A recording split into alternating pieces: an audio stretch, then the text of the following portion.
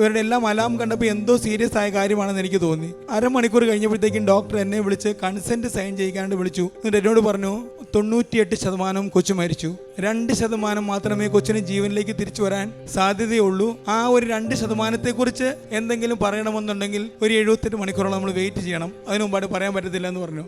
അപ്പം അവിടെയുള്ളൊരു നേഴ്സ് എൻ്റെ അടുത്ത് വന്നു. ഞാൻ ഇതിനു മുൻപ് ശരിക്കും പറഞ്ഞാൽ കൃപാസന പത്രം പലപ്പോഴും എനിക്ക് കിട്ടിയെങ്കിലും ഒരിക്കൽ പോലും തുറന്നു വായിച്ചിട്ടോ വിശ്വസിച്ചിട്ടോ ഇല്ലായിരുന്നു. ആ ഒരു നേഴ്സ് എൻ്റെ അടുത്ത് വന്നിട്ട് പറഞ്ഞു, മാത്യു, എനിക്ക് നിന്നെ അറിയാം, അതുകൊണ്ട് ഞാൻ നിന്റെ അടുത്ത് പറയുകയാണ്, എൻ്റെ അടുത്ത് കൃപാസനത്തിൽ നിന്ന് കൊണ്ടുവന്ന ഉപ്പുണ്ട്, ആ ഉപ്പ് ഞാൻ ഇത്ര കലക്കി കൊച്ചിന് കൊടുത്തോട്ടെ എന്ന് ചോദിച്ചു. ഈ കൃപാസനത്തിലെ ഉപ്പ് കലക്കി കൊച്ചിന് കൊടുത്തു. കൊച്ചിന് അതുവരെ കൊച്ചിന്റെ റെസ്പിറേഷൻ എല്ലാം കുറഞ്ഞുകൊണ്ടിരിക്കുന്നു, ഓക്സിജൻ റേറ്റ് കുറഞ്ഞുകൊണ്ടിരിക്കുന്നു, ഓർഗൻ ഫെയിലിയർ ആയിക്കൊണ്ടിരിക്കുന്നു, കൊച്ച് റെസ്പോണ്ട് ചെയ്യുന്നില്ല എന്ന് പറഞ്ഞ കൊച്ച് ഡോക്ടർ ഒരു 5 മിനിറ്റ് കഴിഞ്ഞ് വന്നപ്പോൾ എൻ്റെ അടുത്ത് കൊണ്ട് പറഞ്ഞു, wait, there is some more hope. എന്തൊക്കെയോ പ്രതീക്ഷകൾ വരുന്നുണ്ട്. കൊച്ചു ചെറുതായിട്ട് റെസ്പോണ്ട് ചെയ്ത് തുടങ്ങിയെന്ന് പറയുന്നു. പിന്നീട് അങ്ങോട്ട് കൊച്ചിന്റെ അവസ്ഥ മോശമാകുന്നത് നിന്നു. പിന്നീട് അങ്ങോട്ട് കൊച്ചിന്റെ അവസ്ഥ നന്നായി തുടങ്ങി. 11 ദിവസവും വെന്റിലേറ്ററിലായിരുന്നു.